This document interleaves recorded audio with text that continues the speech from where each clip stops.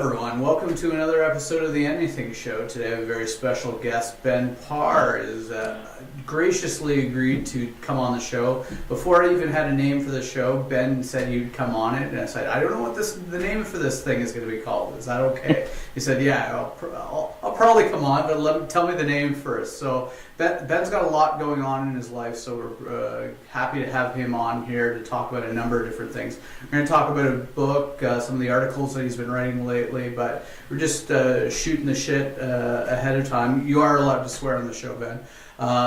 Just about life and Apple Watches. What is your thought on the Apple Watch? The latest article I heard, waterproof, water resistant. Are you excited about this thing, or it's just another piece of Valley hype? Well, first of all, glad to be here. Second of all, starting with the Apple Watch, I mean, come on. But let's get started with that then. Now, I've heard that the Apple Watch they're going to have an event for it. They're going to have the release coming very, very soon in the next couple of weeks. Now, I'm concerned about it. I think that more people will be interested in it than you would think. The issue to me is all around one thing, and that's the battery. And the problem just is that the battery of the watch just sounds like it just doesn't have enough juice and enough time. The biggest problem with wearables, and I've written an article on this before, is that with wearables, that people don't make it a habit because it runs out of power and then they drop the habit. To make it a wearable to work, it needs to be a habit that you do over weeks and months. The reason I wear a normal watch is because I am in the habit of putting that thing on, and I don't have to recharge it every day. It's just ready to go, and it lasts for years. So it's a habit. So it's a big deal, No, I agree with you. I mean, I'm gonna get it just because I have to have it, and it just becomes one of those things that people in the tech world wear. It's like a pseudo status symbol. You get the newest iPhone, you get the newest thing. You just have to carry it. It's like two tools of the trade. But I'm interested in looking at it just from the standpoint of use cases. I mean, I can see some number of different use cases that are interesting to me from a health perspective. But I'm really curious to see what kind of tech they're going to build or apps they're going to build around it, because I think the hardware, Apple always leaves itself some really, really interesting hardware, and then people really exploit it in some new and different ways that you don't always expect, and some killer applications come out of there. Is there any applications that you're excited about sort of seeing this thing outside of what you've heard? The truth is, we just don't know what applications people will build for it yet. I think Apple laid down most of its cards with the press announcement with when they showed it off last year. Yeah. So I don't know. I think there's going to be interesting potential, but we won't really know the true potential of the device until it's in the hands of everybody, and more developers have a chance to really tinker with it. I haven't heard much about apps that are going to be built, but I think that's also because a lot of the key apps are probably secret still until the watch releases. Well, I gotta believe, looking back at the wearables, when a whole bunch of the Nike wearable stuff died, I have to believe they brought Nike in for a meeting and say, look, this is what we're planning. Do you still want to really be in this space, or do you want to design cool branded apps for your experience? So I gotta believe that they've lined up some cool people out of the gate that are just going to come with some cool applications. Yeah, they already announced a partnership with Nike and a few others, and I think they'll have a few more secret ones that'll pop up. And there's a lot of interesting things you could do with notifications and Facebook and other things. I think it's just going to be. I think the craziest applications, the ones that we don't expect, are going to take time.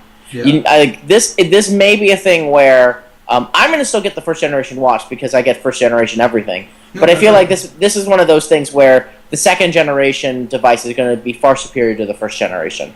And then we'll know after that second generation whether or not it's going to be a long-term thing or not. Well, the one article I read about it was really good, talking about the luxury, the high-end one.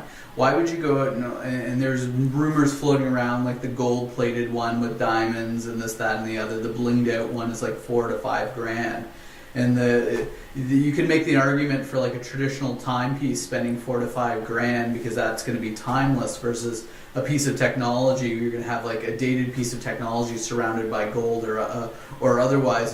So I mean, there's going to be people that are going to splash out for the expensive version of the watch regardless. But it was an interesting point at the very least raised in that article. Yeah, it's. I'm just kind of. I guess I'm just kind of in a wait and see kind of mode. Mm. Yeah, fair enough. There's been a lot of buzz over the past few weeks. Just what the heck is Apple doing? Are they building a car? Are they going to buy Tesla? Yes. Kalikanakis was like saying 75 billion in 18 months. Other people said they're going to build their own thing. Google's pursuing. Well, I'll come back to what Google's doing. Give me your thoughts first on Apple and their car. Would you drive an Apple car? I mean, I'm not completely buying the rumors that Apple is going to release a car. I think Apple would certainly try cars and other devices, but I don't think they'd do the straight traditional. And the only reason why is because the margins are so terrible on cars. Yeah. Apple is all about the super high margins. Like, you know, even if they dominated the entire auto industry, it would still only be a fraction of their overall market size and market value. So I have a difficult time on that front. Now, that said, would I drive an Apple vehicle? Sure, if it was the right thing. But I would hope they'd go more innovative than just like than a car or even a self-driving car. There are other possibilities that I'm sure Apple's pursuing. So I do think that we're about to hit a new golden age for automotives, specifically because of self-driving cars. And seeing, you know, Google's self-driving technology, which is still light years ahead of everybody else, but also whatever Uber might do, if they're doing something, and Apple, which I'm sure they're developing self-driving technology just to piss off Google. Yeah. It's going to be a good time. And, you know, unless some of these other automakers really catch up, it could be an issue for them. Although I will say Ford and one or two others have been innovative as well. I will agree with you on, like, it seems like something out of their traditional area, and the margins don't seem good. But what, they're closing in on $200 billion in cash hoard right now. So the question becomes, even if they're not making high margins, they're not going to get that in like an interest savings account. They're not going to get anywhere near return on that cash hoard. So, I mean, why not invest it into markets where they may feel that they can get 15, 20, even 25%? Like, I mean, I think Tesla's target with their model was going at 25 points. So they got to believe that they can at least they have to put some of that cash in play at some point. So well, the question is for what? Well, here's the problem though. Everyone thinks that Apple has all this cash that it could just spend on anything, but that's not really true. Most of its cash is tied up in international accounts, and the problem is Apple can't repatriate that money without a huge tax hit, and Apple's not willing to do that and get double taxation on some of that. So until there's like a tax holiday or some other sort of thing, I don't think Apple's going to be bringing that money into the U.S. Now, that said, they can borrow against it and do some acquisitions, but I think that they're more constrained than people realize in terms of what they can buy. No, it's a fair point, and I definitely think there's a huge opportunity there in terms of like in North America to allow them to repatriate their cash at a discount. I mean, I think these guys want to put more of it in play.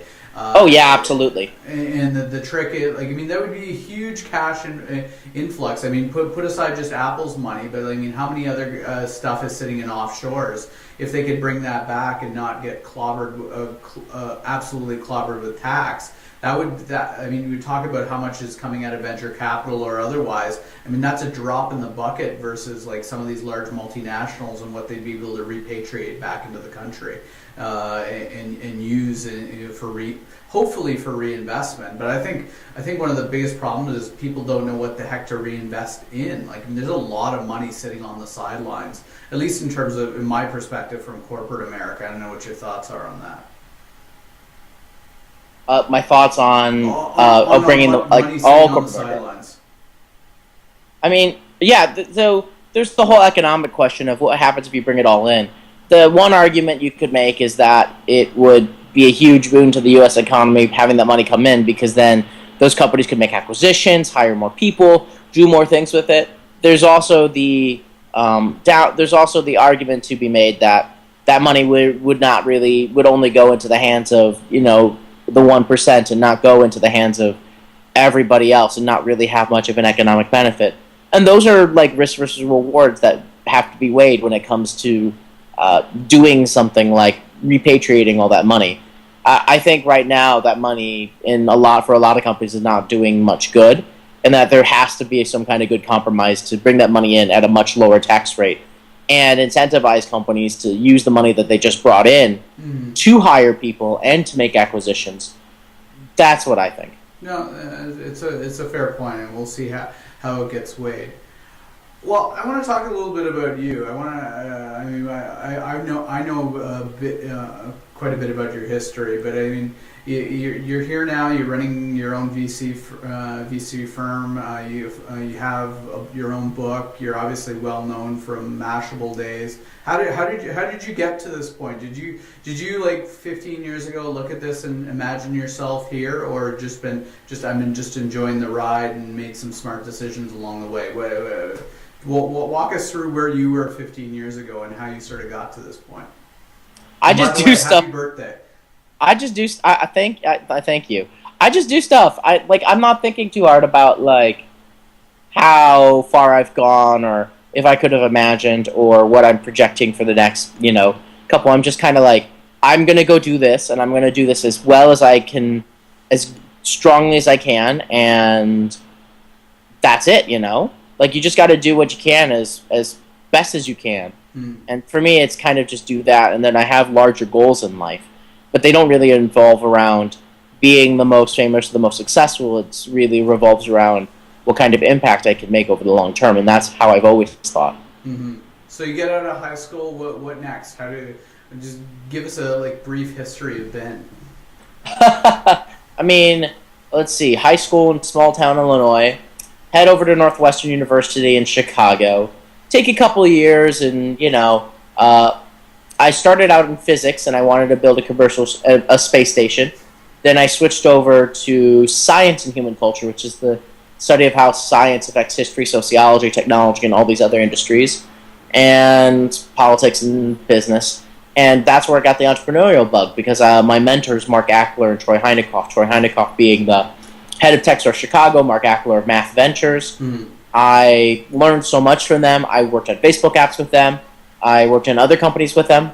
But eventually I just got sick of Chicago. And at the same time, what really happened with Mashable is that I just decided to write articles on the side for very, very little amounts of money, just once every 2 weeks.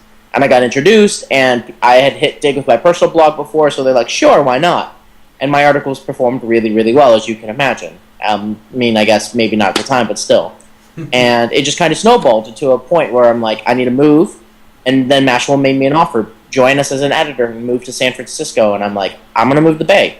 Yeah. I picked up, moved to Mountain View, and, the rest has been history. The 3.5 years at Mashable, working 12-hour days, but it really paying off to building the company to the size it is now and, making a great impact upon the world. But now I want to do more. I want to have more hands-on, which is why I do investing. That's why I did the book, because I really do think it can help millions of people with capturing attention for their projects and their passions and their ideas. Well, let's just talk about that, because obviously your book is all about the concept of capturing attention and understanding this. What were some of the tenets that you sort of found in your early writing, even before you were in Mashable, that you thought were hooks or connecting, or what you had? I don't say being formulaic, but you had to see some repeatable patterns that you could say this worked versus this didn't work. Well, what Mashable really did, actually, and the big secret to me, was that Mashable taught its audience how to share and how to do these and how to use social media. Because in the early days, people didn't know, and we were we were first, and we had an identity. We were social media, and we literally wrote articles like how to retweet, how to share a blog post, how to all these very basic things that seem basic to us now. But we're not basic back then. Yeah. And it worked beautifully, because we would teach them these things, and the first thing they used their knowledge on is us. Yeah. And so Mashable started going viral and spreading because these people would use this knowledge that we taught them, there. Yeah. And it was a fantastic effect. And so I think it's less the tricks and more kind of having something worthwhile for your audience to learn and understand and know, and acknowledging them. And it worked really well for us, especially since it was a topic that could help us grow more. Yeah. And it did very quickly.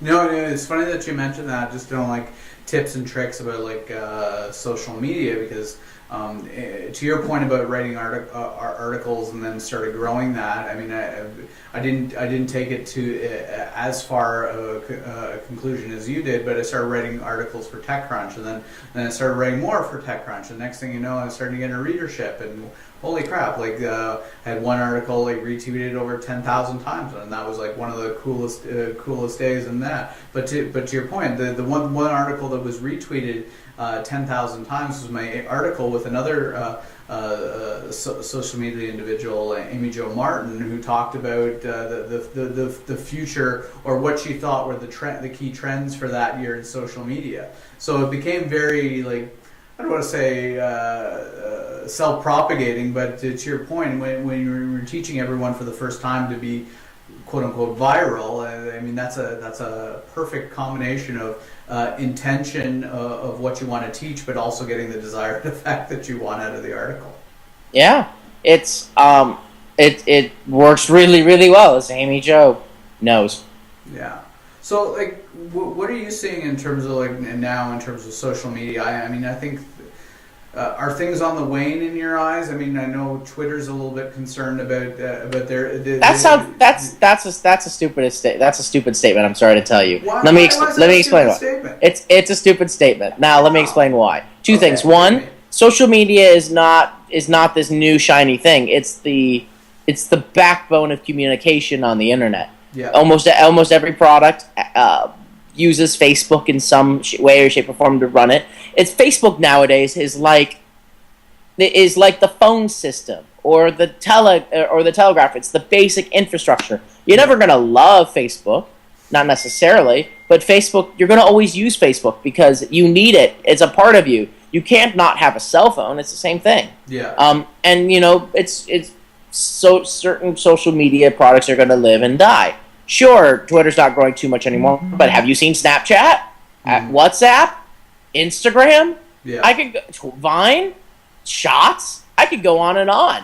There's always new ones, and there's always new platforms. Social media is it's a here to stay thing. It's the fundamental layer of like human society now. Yeah.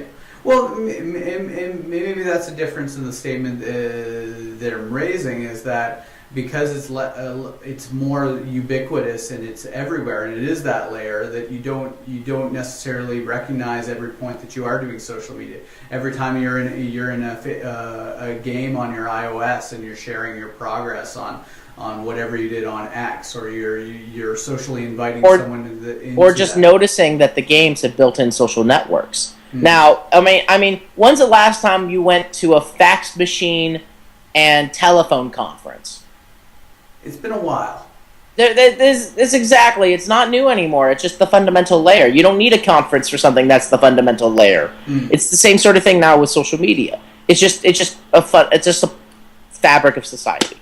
Yeah, but I want to, and I'd agree with you to 100% on Facebook. What I would say on Twitter, like, I mean, I rush to Twitter when there's something going on, or there's an event, or I want to either broadcast something that I'm a part of, or find out like some crucial, timely information that's there first before it's even permeated to the news network. But I mean, like in terms of their user growth, yes, I agree. Different tools are going to rise and fall. Do you have any specific thoughts on why you think Twitter's not growing at the same clip that it was or has been traditionally, other than saturation? No, it's just the use cases for Twitter are different than other use cases. On Twitter, it's about media and content creation and being quippy, and that's not for everybody. It's the same as, but I think there's just a larger market for people who are into, say, pure photography, which is why Instagram is a bigger thing and why Snapchat's a bigger thing.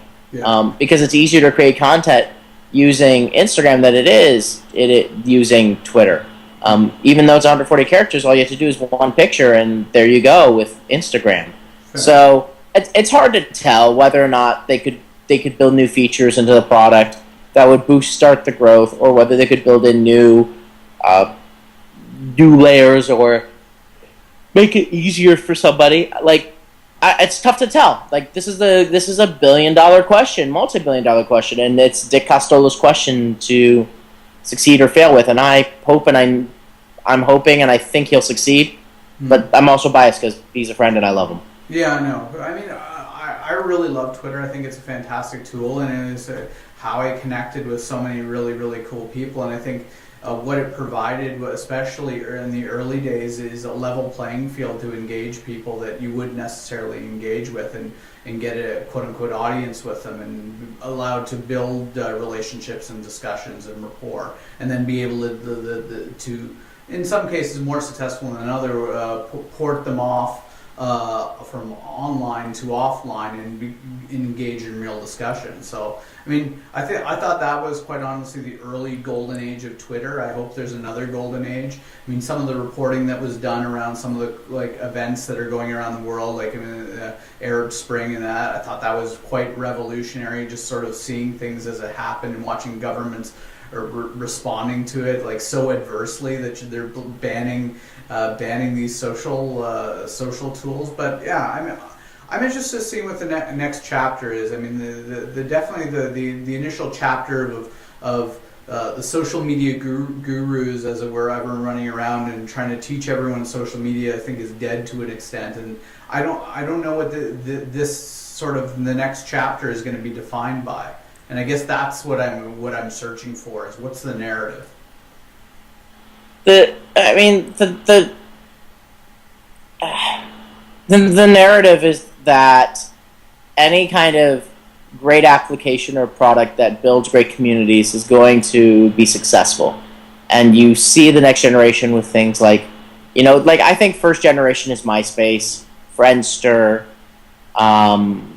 Zynga, Blogger. Second generation is Facebook, Twitter, YouTube.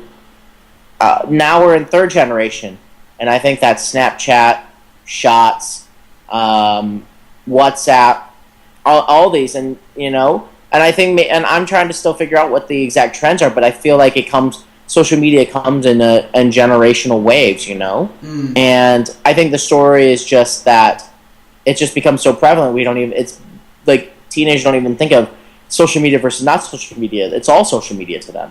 No, fair. And I mean, we're just sort of trying to look down and say, okay, what the heck is going on, and make some sense of it. I mean, I remember the days. I mean, do you still remember your ICQ number? I sure as hell do. Like in those days. Yes. Oh, that's ingrained into my memory permanently. 174562220. Okay, mine's 211628070. See, you remember? I remember my ICQ number. I don't think I've tried it in forever. Is it still up? I think it's still up. I log in from time to time. I met my wife on ICQ. So goodness! I have a fond place in my heart for that program, just because. Yeah. I mean, ICQ is also first generation, and AOL Instant Messenger's first generation. And I think if AOL hadn't mismanaged it, it would still be the big one, but Google made it much bigger with Google Talk and such. Yeah, no, for sure. Before we jump into your book, because I know I want to definitely talk to you about that, but let's go back to Uber and yes, we have to get the mandatory plug in every 10 minutes. No, I just had to do that when you said it. Yeah, no. Every well played, sir. If I had my book here, which I don't because I haven't written mine yet, I would be doing the same.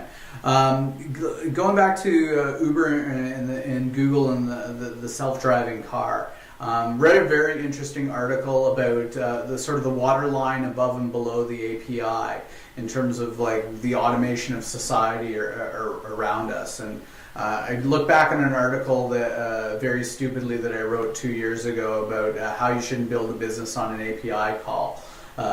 And just seeing where things are right now, and me actively flogging our API for our company. But the thing that the article spoke to is there's a whole bunch of like jobs and tasks that are probably going to be automated by API functions, and then there's going to be a whole level of services that sort of live above the API waterline, so you're not underwater.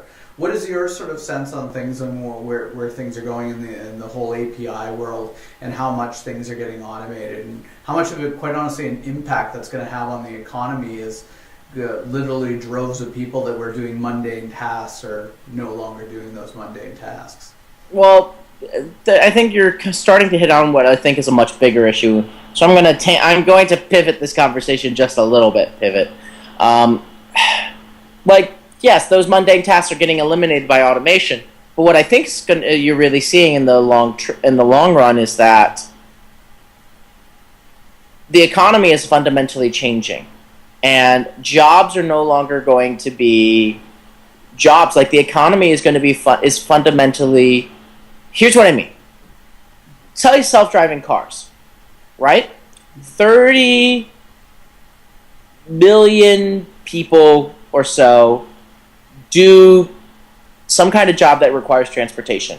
You know, they drive Ubers, they drive trucks, they fly, whatever. Almost all those jobs are about to be eliminated in the next 15 years. Why would any trucking company have a human drive who can get sick, can't drive as long, can get drunk, can get into an accident, when you could have a self-driving truck that is faster reaction times, never needs to sleep, is more present of the road, can never get drunk? Those jobs in the span of a few years are going to be completely eliminated.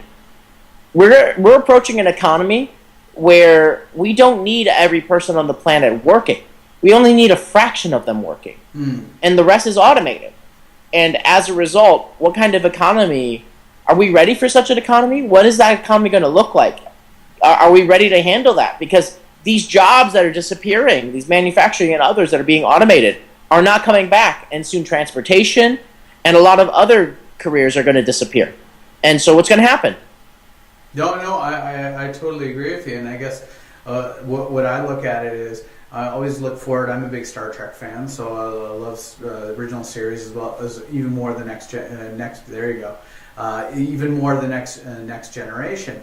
And they always have, they made the transition to this sort of post-money society where they're interested just upon like self-betterment and everything.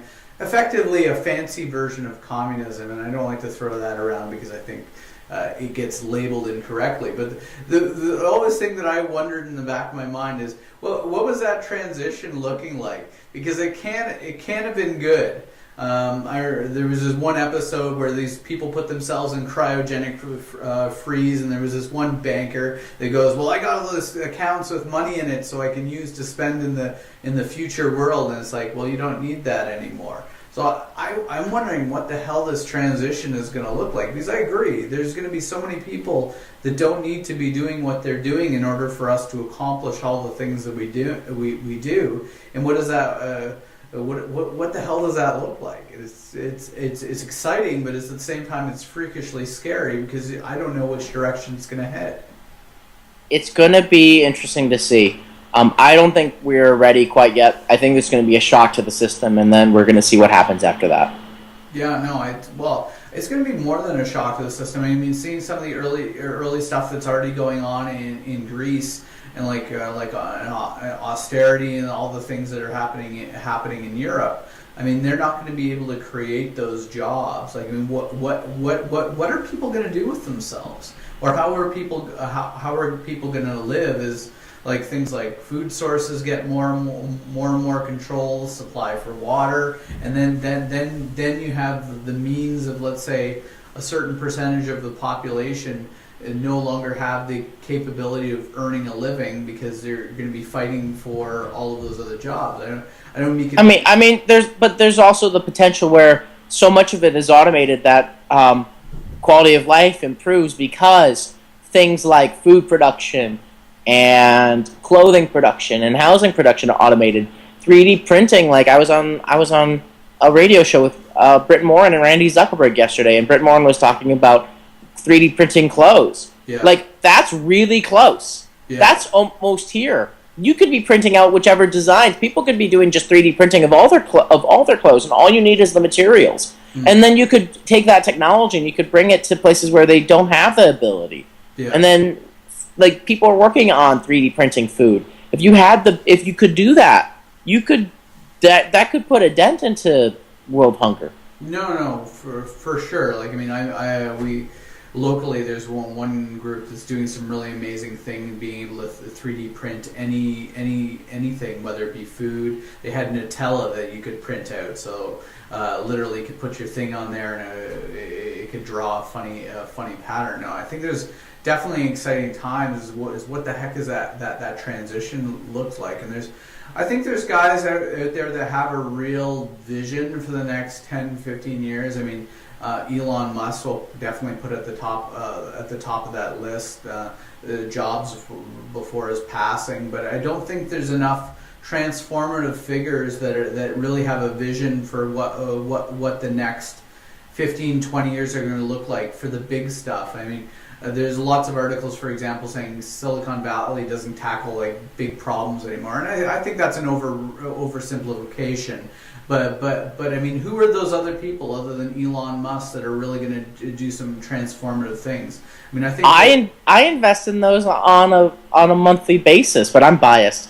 Like, one of our companies, probably the most one of our better known ones is Ubeam, which delivers wireless electricity over distance using ultrasound, founded by a 25-year-old female ex-NASA engineer. I read that article. I thought that was awesome, by the way.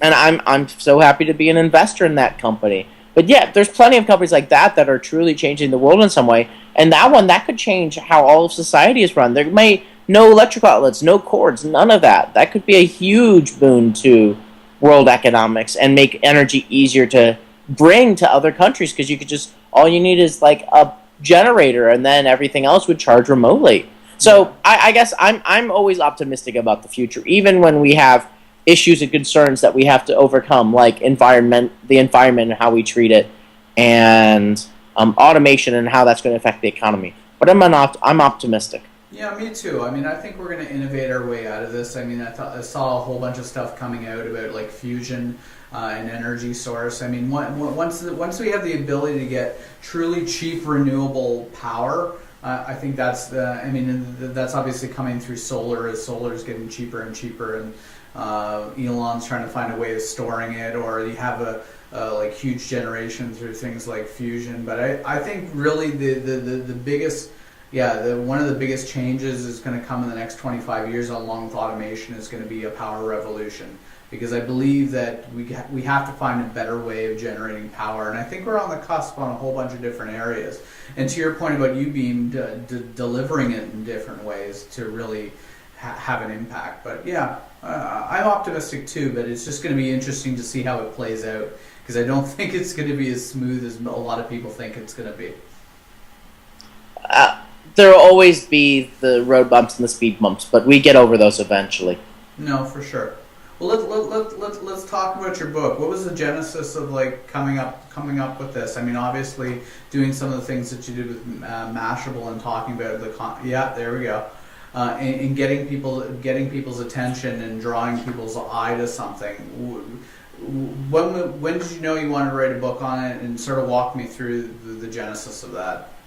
So it really kind of came down to Captivology. First of all, I should explain a little bit, is a book on the science and the psychology of attention, why we pay attention to certain people and products, and how to utilize that science to capture, maintain, and grow the attention of others. And so really kind of under this fundamental understanding of what is attention and what has been the research in attention the last 50, 100 years. And then how does that apply in the real world? You know, whether you're a teacher trying to get the attention of students, an entrepreneur trying to get the attention of users, a musician trying to get the attention of fans and agents. And so I really started diving into the subject after I switched over to investing, because startups were asking me for help in the area of attention. They wanted help with their press and their marketing, the customer user acquisition, how to make their products more viral. And as they asked more of these questions, I realized the common theme was attention. And when I just started looking into the research, I became fascinated. And I've had book offers and book deal offers over the years, but this was the first time I was really motivated by a subject that needed to be researched, because there's so much great research in the subject, but nobody had ever put it together into one cohesive tome until that's why I wrote the book. Fair enough. So, how long did it take you? from beginning to like submitting like your first draft? Like, did you just lock yourself in a room like a monk and just plow through it, or did you? How did you approach it? How did I write it? I mean, I went into lock. I did 3-4 months of just straight research, and I did 2 lockdown sessions, one in the mountains and one in Thailand, because I just would get distracted otherwise. You have to get away from society and people to do something like this. You just got to get away. is somewhat ironic. You have to get away from people to write a book on how to get their attention. But I hear you. I mean, I go up to the cottage, I go up to the lake when I just want quiet and get shit done. Well, I enjoyed actually being an introvert for a while. I got to be introverted for once in my life and just not have a reason not to talk to anybody, and it was great. And now I'm doing the complete opposite. I'm going on every show. I'm going everywhere to do this stuff. So it's this whole different. It's this big cycle of introversion, extroversion. But I did enjoy the introversion for a while. No, for sure. So I mean, what has been like? Whenever you write something, whenever you put something out, whether it be a blog, an article, a book, there's always good feedback and praise, and there's also the reverse side. What was your absolute best piece of praise, the one that you'll like stick with you for the rest of your life? And what is the one that like bugs the crap out of you on the other side? Wait, praise for me or praise for the book? But the book specifically, but indirectly for you. I mean, we're gonna see soon enough because the book's still a few days from being released.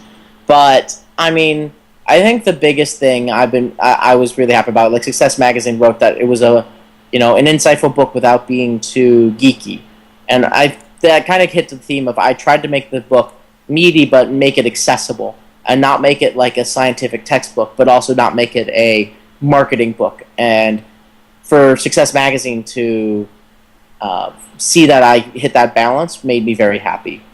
I'm not sure about the irking part. Like, at least with the book, we'll see what happens, but I have to think about that one. I haven't had as much feedback on that direction quite yet. Yeah. I'm mostly just not irked with what people say about me. I only get irked if people say what they say about me is wrong, which is also why I don't like products like Secret or Yik Yaks and that, because they just end up being gossip platforms, and I really have no desire to be part of a gossip platform. No, fair.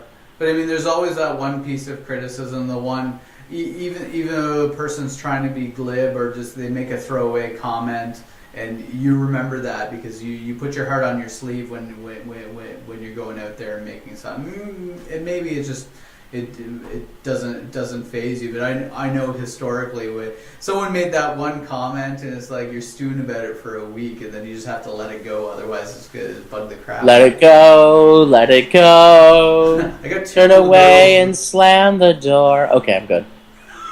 I got 2 little girls that's seared into my subconscious, so thank you for. Of course that is.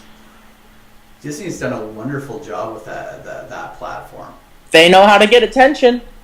But they have, because it acknowledges their audience, this group of teenage girls, and they've done such a good job of, especially with Let It Go, kind of emboldening like this, like, you're capable of anything, and you have the power inside, and it was just a great story like that.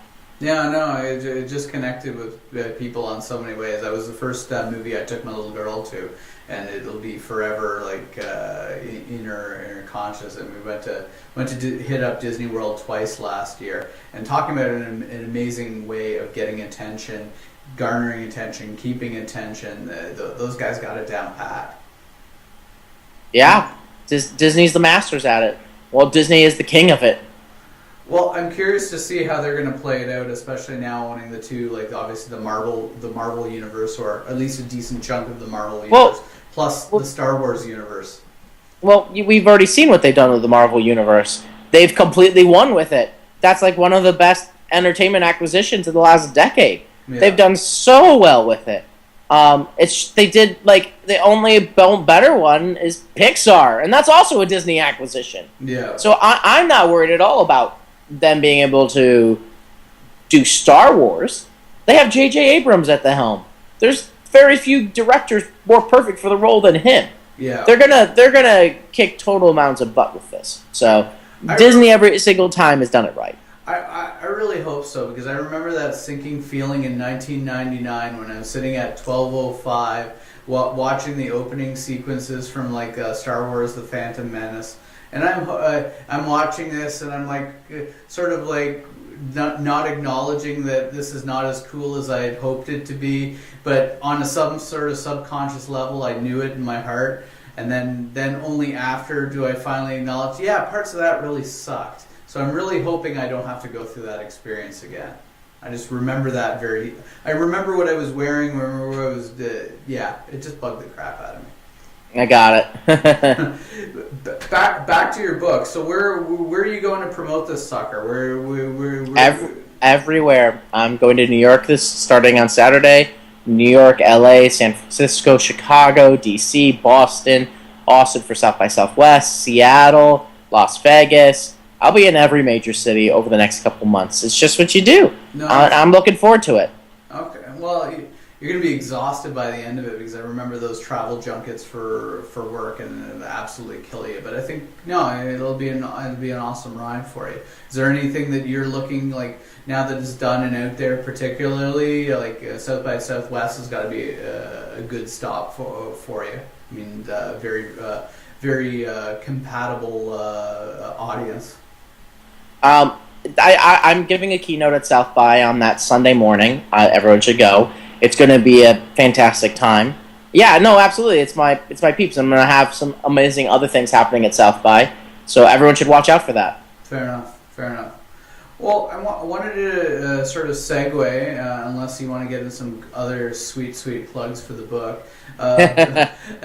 We'll come back to it, but the article that you wrote on women in technology, and I think there's been a lot of stuff written about it. I wrote the one piece yesterday in Recode about the issue with Kleiner Perkins and the one trial just starting for the one associate or whatever that was, and obviously there's I don't know too much about that case, but that was my first foray into it. But there's a lot of stuff that's sort of circulating out there. Another person said, "I'm as a man, I no longer want to get into the position of advocating for women in technology, because he feels that paraphrasing, but it's only brought him grief that he gets grief for advocating on behalf of women." Who said that? Who the hell is he talking about? I've been advocating for years, and I have never gotten grief out of it. And I don't know what the heck he means. Is he doing it wrong? Is he doing it conceitedly? I don't get that. That makes no sense at all to me. Well, he's doing something wrong. I can go back to the article and reread it, but it was essentially what he was saying was, okay, maybe I need to stop advocating for that, which I feel I can't do now with having two daughters. And I have to be advocating. I have to think about what the world is going to look like, because there's probably a good chance that they'll be working in some facet in technology, if not the same industry there. And aside from the obvious issues, I mean, is there anything, especially in this last year, that you think has been a key issue in terms of women in technology that's really come to the forefront? I mean, you alluded to the article I wrote on the women in technology, and it came out of the Newsweek article about it, and that's partly because I invested in a company called Glassbreakers, which is building an amazing peer-to-peer mentorship platform and support network for women, in a community for women to support each other in business. And it's just I wrote the article in ink just because people too much downplay or are too scared or don't understand or undervalue the real struggles that women have to go through to do something simple like find mentors or move up the ranks. And if we're not talking about that enough, or we're dismissing it too much, or if we're then we're screwed. We're not tapping all the talent and all the potential that humanity has because of stupid things like this. And we are better than this, and that's just my message, and I'm going to continue pounding that message and saying it over and over again, because it needs to be said, and I'm not afraid, and I've never gotten flack for it. And if someone wants to give me flack, come on down. I'll come and give you flack back. No, for sure. But even like, was it Patricia Arquette? The thing she got. The general thesis of her message in terms of equality, I think, was right on, but everyone got caught up in the semantics of what was said in terms of like equality in the workforce. And I think that personally, I see there's a lot of distracting sub arguments that occur and that take away from the core thesis of everyone should be equal. We should have equality, and people should have the ability to pursue their own goals and their destiny, independent of their sexuality, race, gender, what have you. But it still feels like looking back to some of the things that were socially acceptable even 20, 30 years ago versus now how we look at it. I think we've made a lot of progress, but I think. We're still a long way to go. I mean, people have such deep-seated opinions or beliefs, or in some cases hate for something else that they don't understand. It always boggles my mind how it's able to encrust in them, and then it permeates in everything that they do. Oh, it's a lot of subconscious and unconscious biases, and men just not noticing how they're treating women differently in the workplace versus men, and how they not giving certain opportunities, et cetera, et cetera, et cetera. There's a whole bunch of the subconscious stuff that the more we're aware of it, the less issues we'll have. And and being aware that we have these biases is so key. Mm-hmm.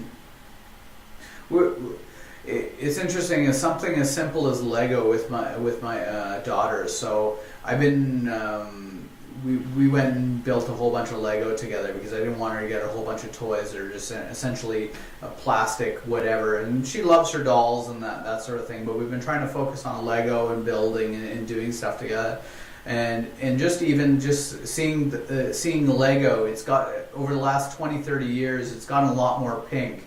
And just even sort of trying to gear it for that young female audience. And it's just amazing that even the beginnings of those biases are seeded so early, and we haven't tried to raise our daughter as a quote unquote girly girl, but she definitely gravitates to all of the cute princess this or the cute princess that. And I'm not saying that's going to boil through the rest of life, but it seems to your point about those biases, they get ingrained at such an early age through so many different media that it's very difficult even for parents that are trying to be sort of agnostic cope with that. I mean, there's so many inputs. It happens over the course of decades. There's obviously it's a combination of the biological differences and but especially these cultural differences and the upbringing and such. And I feel like that women are told in younger ages too often that are not, like Sheryl Sandberg writes a lot about this. Are not taught to stand up for themselves, and are not and there's just so many factors, and it's just going to take decades to get through it all, if not longer. But I feel like if we address some of the stuff that happens early in life, and we address how we treat things in the workplace, we'll get there. Yeah, no, I definitely think there's progress on that front. Just want to close off on this and jump back to South by. So obviously you're going to be attending because you're speaking and you have a book to promote. Damn it! But there's been a lot of talk. I've been seeing a lot of like threads just in my own sort of social network of people like, should I go to South by this year? And I've seen humming and hawing in past years, but I haven't seen the level of humming and hawing that I have this year, and people deciding whether they want to make the trek or the trek to it, or whether it's cool enough. Well, do you have any immediate thoughts to that? The track? Well, like just in terms of like people South by yay or nay, and what's created that sort of perception in the last few years. I mean, people say that every year. The advantages of South by are that there's a huge amount of people in one place that are in your industry, and there's a huge number of brands in one place that are in your industry. And if you need to meet with people, or if you need to do sales, or if you need any of those things, then it's always worth it. Yeah. And if you don't have any of that to do, you need to go build a great product, you're writing a book or something, then it doesn't make sense. So I'm never like, yay, nay, it's jump the shark, not jump the shark. Whenever you have a large group of gathering of people, then you're always going to get value. It's just a matter of whether it's that a value you need right now. No, I think that's a fair point, and I mean, some people are hoping like I remember it was I guess 2 years ago now, like some of the startups that were out there promoting themselves, and the tactics they were doing to try and gain attention were just bordering on the absolute ridiculousness. And like what I mean in terms of those tactics, in terms of when you have a place where there's so much I don't want to say so much noise. Let's say there's a ton of signal and then a ton of noise as well. How do you, going back to the concept of attention, how do you play in that space and hope to get the desired effect that you want, especially at somewhere like South by? Like getting the desired effect. Well, getting in front of people in there, because I mean, if you have everyone bringing their quote unquote A games and everyone's shouting at the top, it's not about. You don't go to South by to promote. Like, to go and, like, try to get your app that nobody's ever heard of, and launch it there. That's so hard. Yeah. There's so much noise for that. It's easier for brands and even things like books, like, to get noise out there because of established brands. Yeah. It's not about that. It's about meeting people. That's why you go to South by. Just to meet as many people as possible. Don't have to shout. You just go around and you just try to go and meet as many people. Now, if you really are trying to go and promote something over at something like South by, I mean, there's the whole book on this thing, but there's a lot of psychological techniques that can help, but it really kind of just comes down to, do you have have you built the reputation? Do you have something that's going to really stand out? And do you have the experience on the ground? Yeah. Don't try to launch something and you've never been to South by before. You got to know what South by is all about first. Yeah, no, and I guess that's I saw a lot of people just showing up and asking point blank, is this your first time at South by? Yes. Are you trying to launch your app here? Yes. And it's just like sort of like head slap moment, like they don't have a chance in hell, versus the people that are effectively networking, shaking a lot of hands, and making the right connections. I think what you raised is a fair point. For your what are the 3 things outside of your keynote that you're most excited for South by, and what are things that you want to go and attend that you're looking forward to? I honestly haven't even looked at the schedule yet, so I don't know what to attend. For me, it's just go meet up with great friends, catch up with great friends, sign a lot of books, go have fun. So for me, I almost never look at schedules until the day of any kind of event I go to. So I don't know actually what's happening there. I just know that there'll be great people there, like there are every year. Yeah, cool.